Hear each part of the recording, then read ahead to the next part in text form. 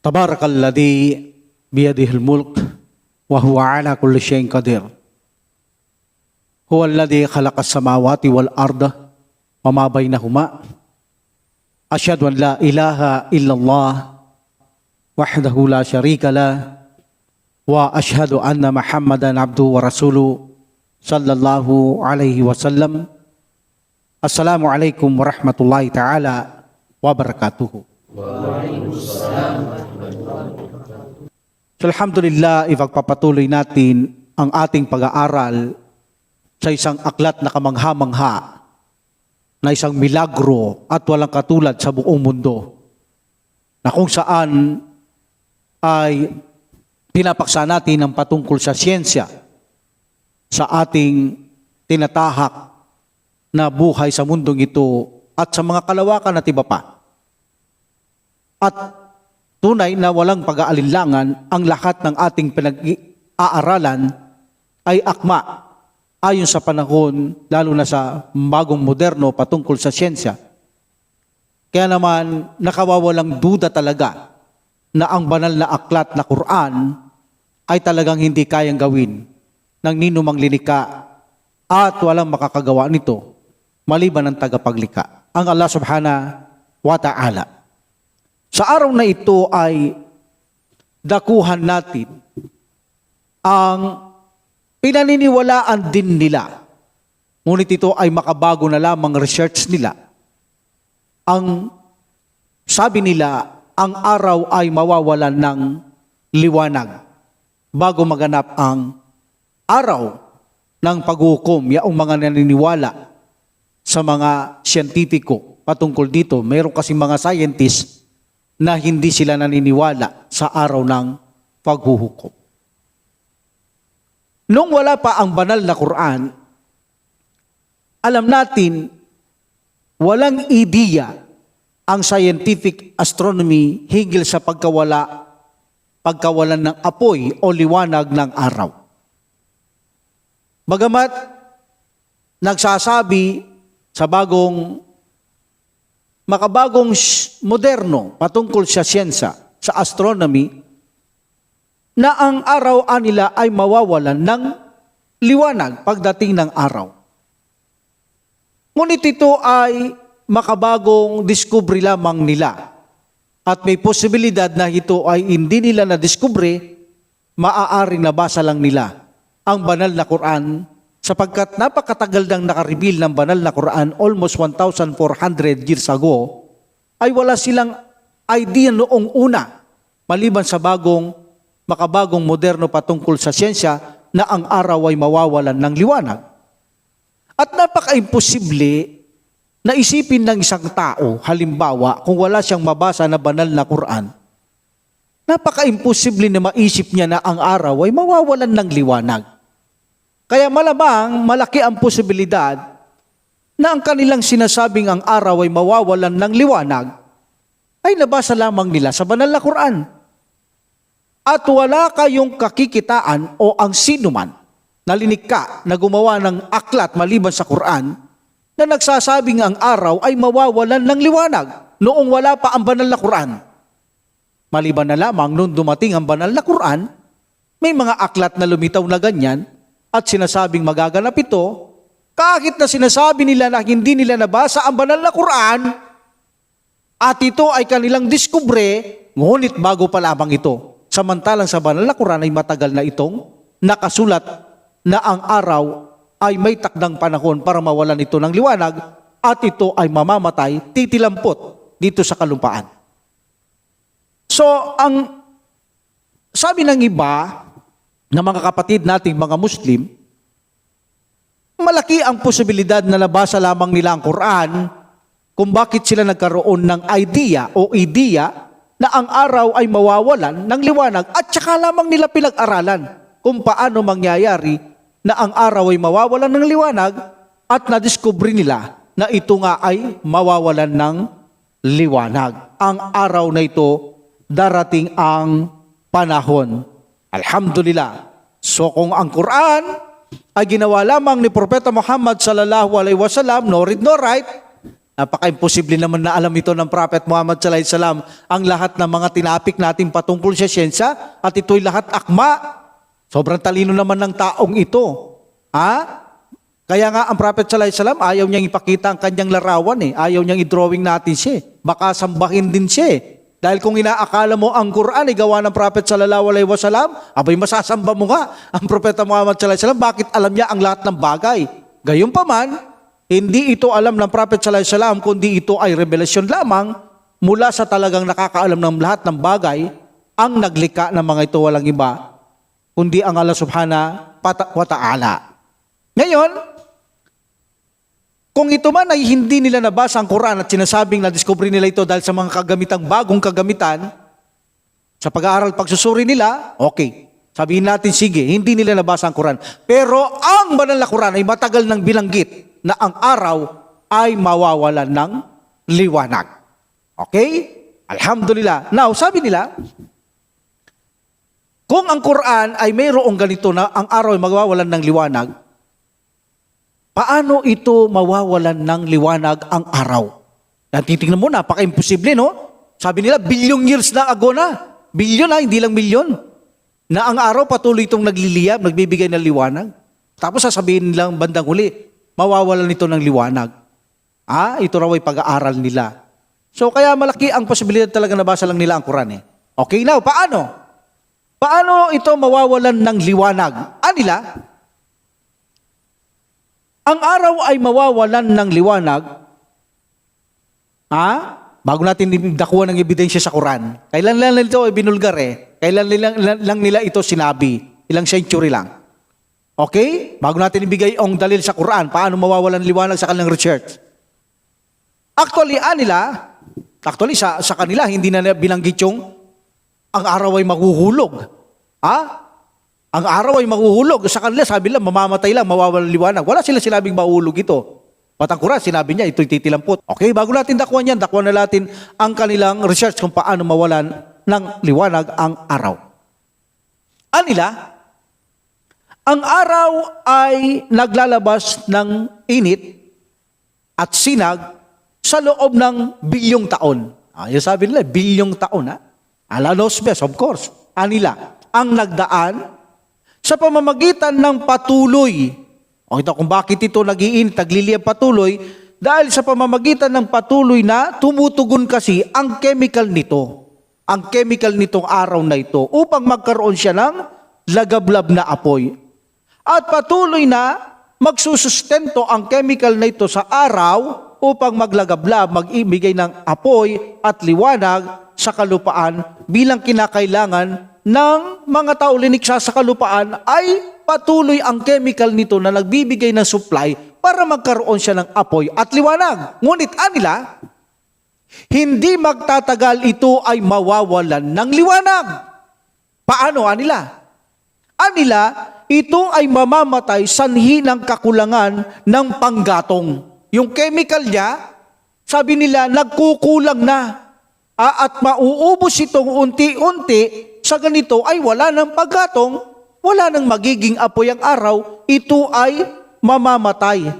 Itinulad nila, halimbawa, nila, nagluluto ka ng kahoy, kahit isang gubat ang kahoy mo, sa araw-araw ka nagluluto, mauubos ito. Okay? Pag naubos ito, wala ka lang ipanggagatong, yung kalang mo, hindi na ito kailanman magliliyab. Ang sabi naman ng iba, ang panggatong na kahoy abang nakagatong, okay, kung magatong ka, ngunit wala ka ng kahoy, kung wala ka ng igagatong na kahoy, ano pagsusunod na magliliyab dito? Unti-unti na itong mawawalan ng apoy dahil wala ka ng kahoy na susunod na igagatong. O kaya naman nila, papel o naman bagay na sinunog, kapag wala ka ng igagatong, unti-unti na yung mamamatay. Sa panahon natin ay maaaring ihambing natin ang gasol. Yung gasol, bibili ka ng gasol. Okay? So binubuksan mo yun kapag nagluluto ka. So kapag yun ay nawalan ng gas, unti-unti, yung kalang mo, yung apoy, unti-unting liliit, liliit, dahil sa wala ng paggatong, mamamatay. So sabi nila, ganito ang araw.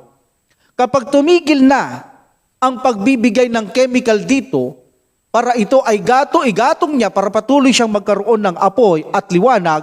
Kapag ito ay nagkulang at naubusan, unti-unting mawawalan ng apoy at liwanag, at ito'y lalabo at ito'y mamamatay ang araw anila. Sa ganito ang araw anila ay mawawalan ng liwanag, darating ang panahon.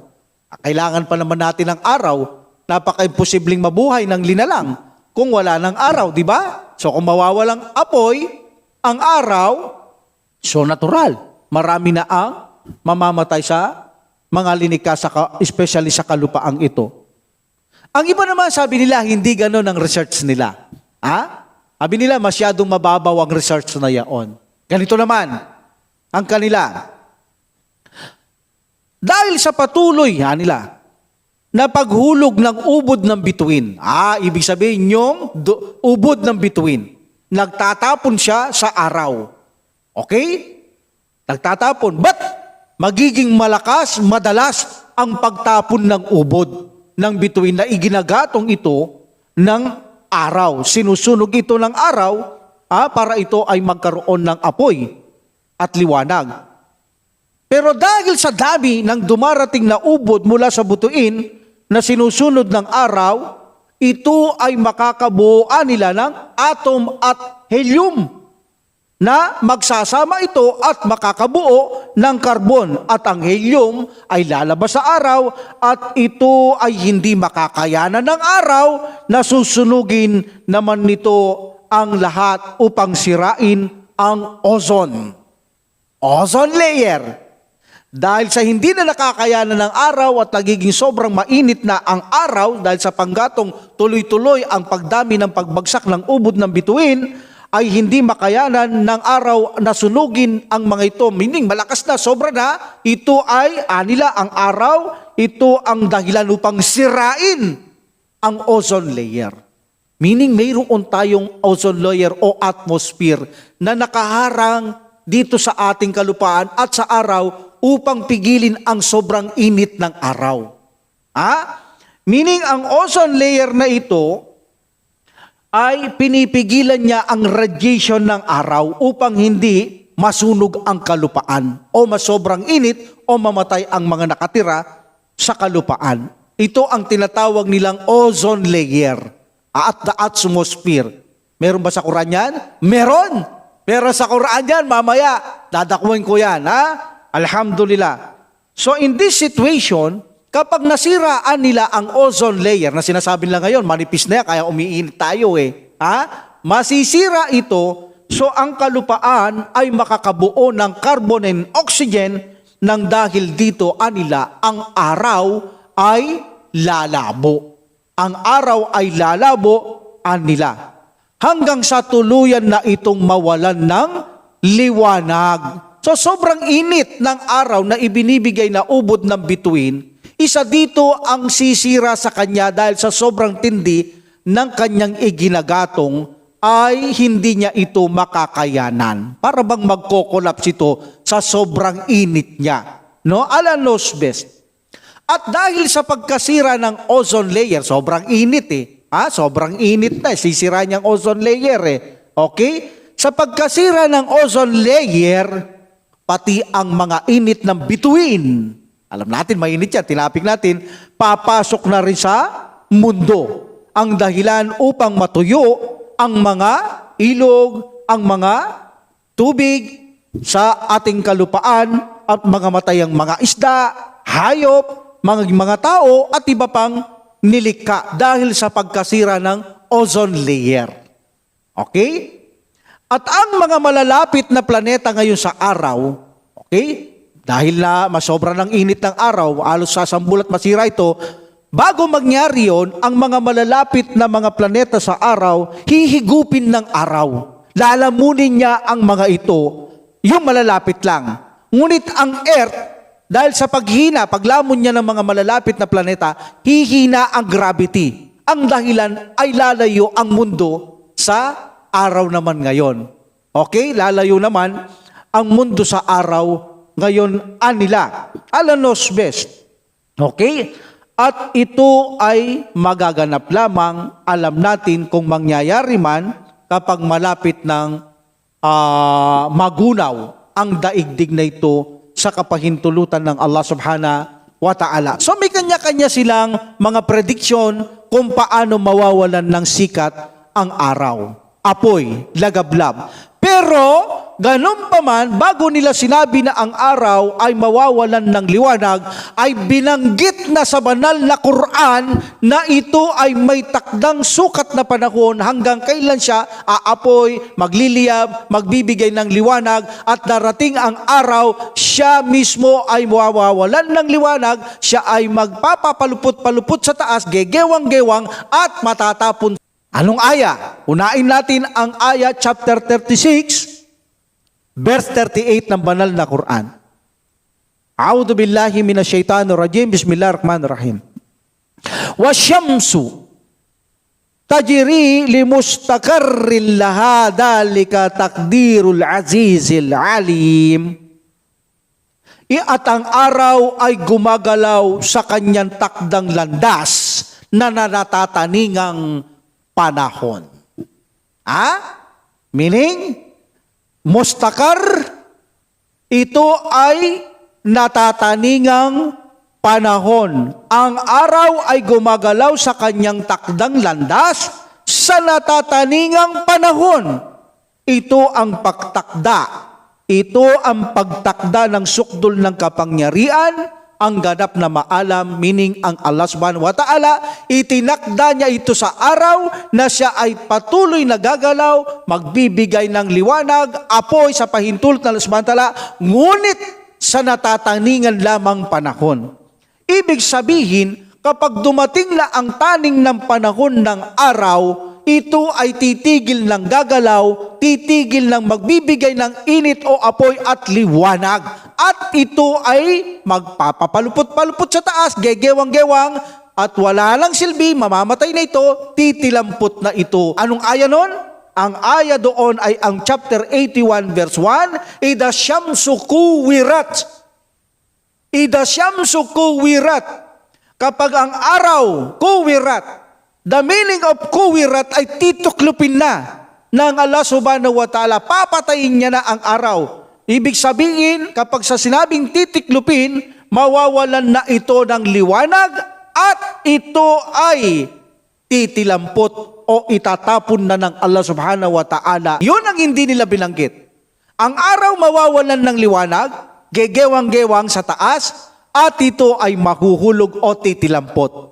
Allahu Akbar. Ang tanging alam nila na ang araw ay mawawalan ng liwanag sa taas at walang matitira. Walang titilampot. Pero ito ay titilampot.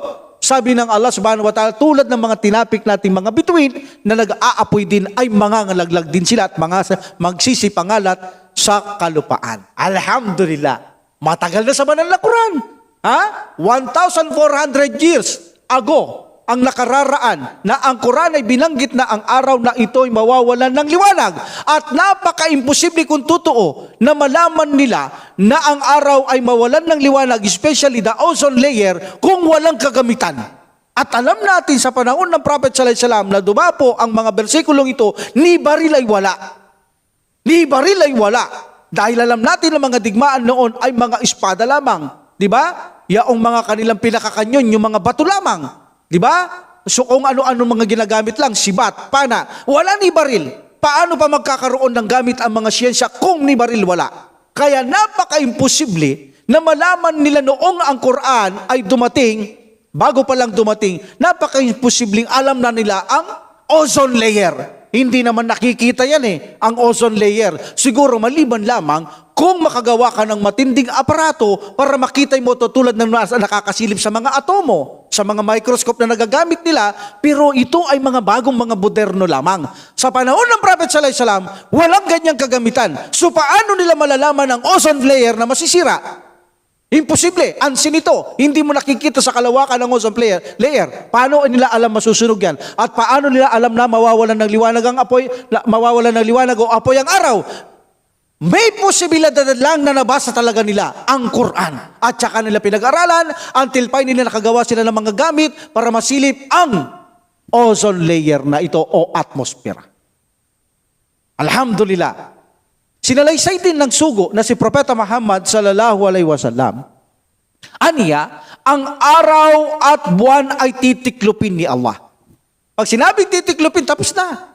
Baga sa nagpapalabas, pag tiniklop niya na, inayos niya, tapos na. Kapag sinabing titiklupin, papatayin na ng Allah subhanahu wa ta'ala, tapos na ang kanilang rolyo, DN na ang kanilang mga rolyo sa mundong ito o sa kalawakan, dumating na ang taning na itinakda sa kanilang subhanahu wa ta'ala, hindi na sila gagalaw, hindi na magbibigay ng liwanag. At alam natin ang buwan, umaasa lang ito ng liwanag sa araw. Kung walang araw, wala na talagang magiging liwanag din ang buwan. That's why, titiklupin sila, sabi ng Prophet sallallahu alaihi wasallam, ang buwan at ang araw ng Allah subhanahu wa ta'ala. At ito ay magaganap matapos sumikat ng araw sa lubugan. Kung saan lulubog ang araw, doon siya biglang sisikat. At alam ko na topic na rin natin nito. So pag doon sumikat ang araw, ito ay magaganap na. Ito ay magaganap, hindi magtatagal dahil kapag sumikat ang araw doon, alam natin, ay tapos na ang paghingi ng tawad. Tapos na rin ang pagsaksi. Kahit paniwalaan mo relihiyon, o ang Allah subhanahu wa ta'ala at ang Prophet sallallahu alaihi wasallam, hindi na ito tatanggapin.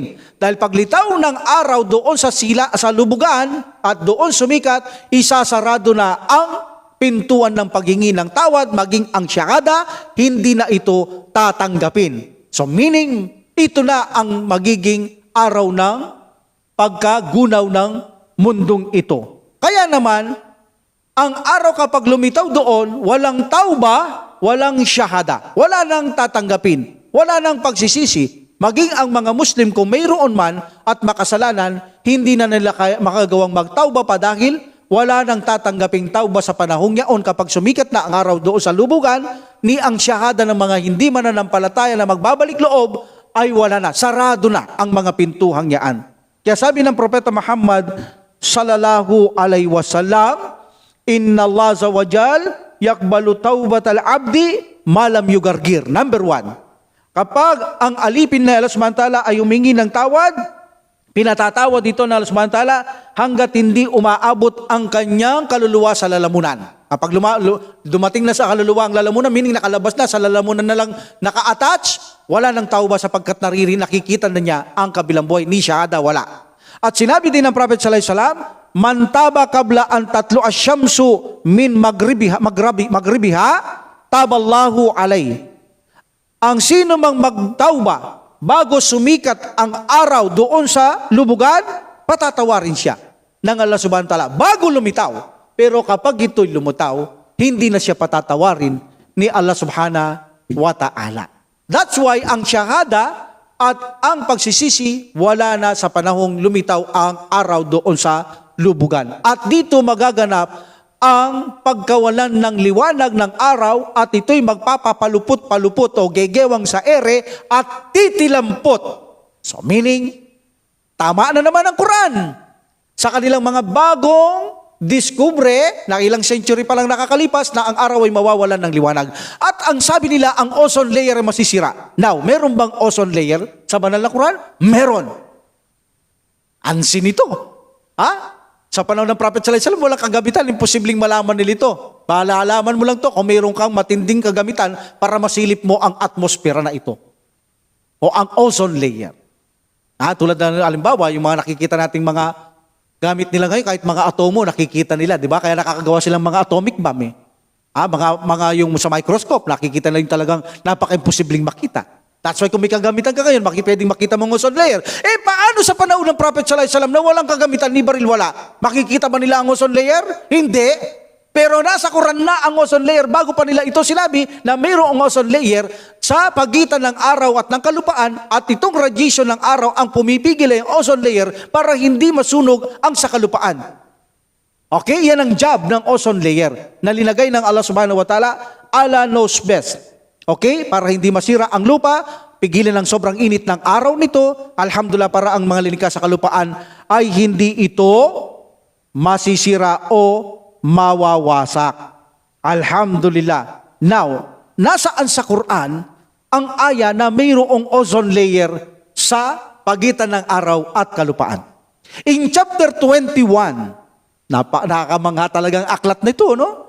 Can you imagine? Ito lang ang aklat talaga magtuturo ng ganito eh. Ha? Puntahan mo na lahat ng reliyon sa buong mundong ito at yung mga aklat nila basahin mo, naku po, sasablay at sasablay ang kanilang mga scientific, mga revelation sa kanilang mga kuno, sa kanilang mga aklat daw na mga revelation patungkol sa siyensya, naku, sasablay at sasablay yan. Dahil gawang tao ang mga yan.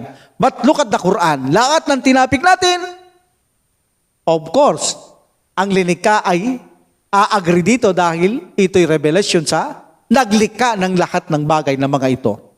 In chapter 21, verse 32, sabi ng Allah subhanahu wa ta'ala, A'udhu billahi minasyaitanir rajim, Bismillahirrahmanirrahim, patungkol sa sinasabing atmosphere o ozone layer. Wa ja'alna samaa, okay, syaqfam mahfuda. Syaqfam mahfuda. At ginawa namin ang kalangitan ng isang mahusay na protektadong harang o kulandong. Ginawa namin ang kalangitan, tapos binigyan ito ng isang mahusay na protektadong harang o kulandong. This is the ozone layer.